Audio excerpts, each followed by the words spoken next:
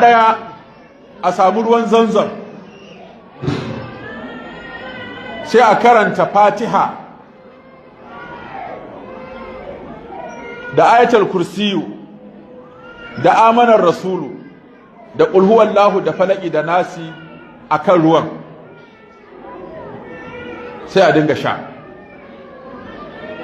ruwan. Akwai kuma wanda sai ka samo ganyen magarya ɗanye guda 7 a wanke shi a dandaka a zuba a cikin ruwan a girgiza a dinga sha har tsawon kwana 7 ki sha da safe ki sha da yamma in kuma kika sha ki shashafe jikinki.